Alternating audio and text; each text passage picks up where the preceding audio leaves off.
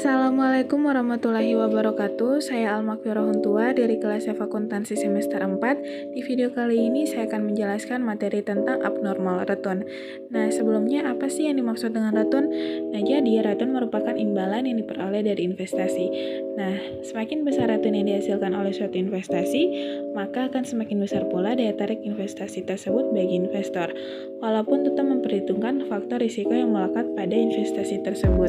Nah, jadi return atau pengembalian adalah tingkat keuntungan yang dinikmati para pemodal atas investasi yang ditanamkan. Nah, dengan kata lain, return merupakan hasil yang diperoleh dari investasi. Nah, jadi abnormal return merupakan selisih antara return sesungguhnya, return aktual, return realisasi yang terjadi dengan return ekspektasi. Nah, return aktual merupakan return yang terjadi pada waktu KT yang merupakan selisih harga sekarang relatif terhadap harga sebelumnya. Sedangkan return ekspektasi merupakan return yang harus diestimasi, misalnya dengan menggunakan mean adjusted model dengan menganggap bahwa return ekspektasi bernilai konstan, yaitu sebesar nilai rata-rata return realisasi sebelumnya selama periode estimasi atau estimation period.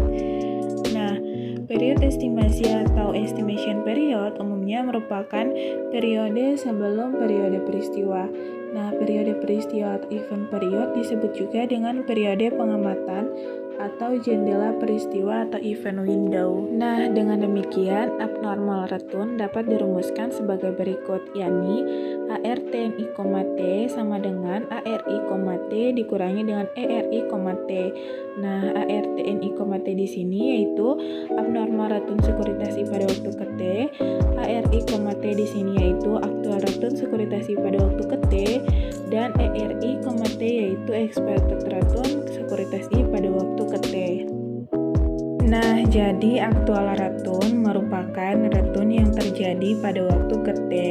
Nah, dihitung dengan rumus ARI, T sama dengan close price I, T dikurangi dengan close price I min 1 dibagi dengan close price I min 1. Sedangkan expected return merupakan return yang harus diestimasi dengan menggunakan model mean adjusted model.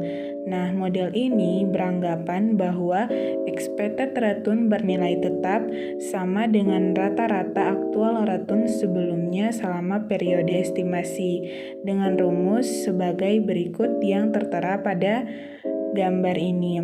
Nah, jadi keterangan dalam rumus tersebut yaitu ERI, T yaitu expected return security I pada waktu T, dan ARI, T yaitu aktual return sekuritas I pada waktu T, dan T adalah lamanya periode estimasi yaitu dari T1 sampai dengan T2.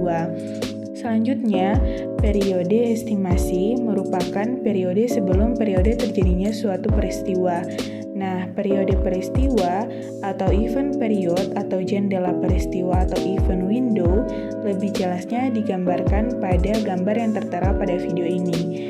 Nah, pada gambar ini menunjukkan bahwa T1 sampai dengan T2 merupakan periode estimasi, yaitu lama periode estimasi yang umum digunakan adalah setahun untuk hari-hari perdagangan dikurangi dengan lamanya periode peristiwa. Misalnya, jumlah hari perdagangan dalam setahun adalah 254 hari dan jumlah hari dalam periode peristiwa adalah 7 hari. Maka jumlah hari dalam periode estimasi adalah 254 hari dikurangi dengan 7 hari yaitu sama dengan 247 hari. Dan pada gambar tersebut menunjukkan bahwa T3 sampai dengan T4 merupakan periode peristiwa, yakni lama periode peristiwa yang umum digunakan adalah berkisar 3 hari sampai dengan 121 hari untuk data harian dan 3 bulan sampai dengan 121 bulan untuk data bulanan.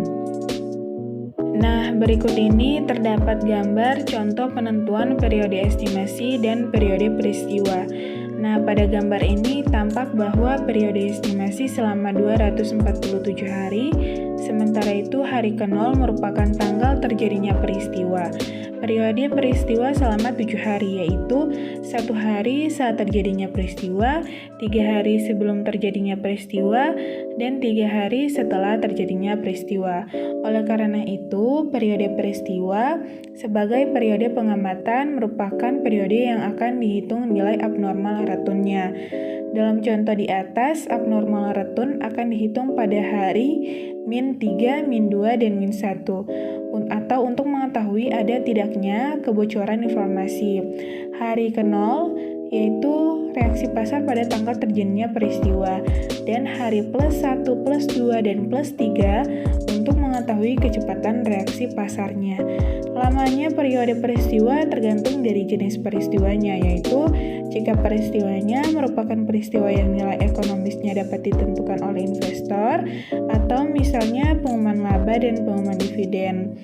Periode peristiwanya pendek, yaitu 7 hari untuk pengumuman laba dan 21 hari untuk pengumuman dividen, karena investor dapat bereaksi dengan cepat.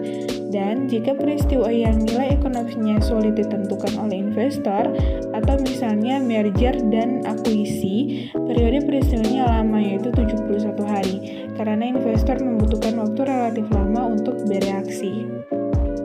Nah, selanjutnya, jika digunakan pendekatan model mean adjusted, retun ekspektasi untuk sekuritas KI selama periode peristiwa KT berdasarkan lama peristiwa estimasi 247 hari dapat dihitung dengan rumus yang ada pada video ini. Selanjutnya kita masuk ke contoh soal terkait abnormal retun.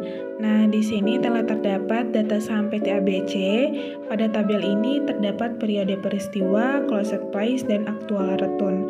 Nah, sebelum kita masuk ke rumus abnormal retunnya, kita harus cari terlebih dahulu expected return dari data saham PT ABC ini. Nah, untuk mencari expected return yaitu dengan cara menjumlahkan keseluruhan yang ada pada aktual return ini, kemudian dibagi dengan berapa lama periode estimasinya, itu setelah dijumlahkan kemudian dibagi dengan 247, yaitu periode estimasinya, kemudian hasilnya 0,07%. Kemudian dimasukkan ke dalam rumus abnormal returnnya, yaitu ARTNI T sama dengan ARI, T dikurangi ERI, T. Nah, perhitungannya seperti pada tabel ini. Kemudian, dalam perhitungan abnormal return ini menggunakan Pay-Rate Sample Test dalam program SPSS.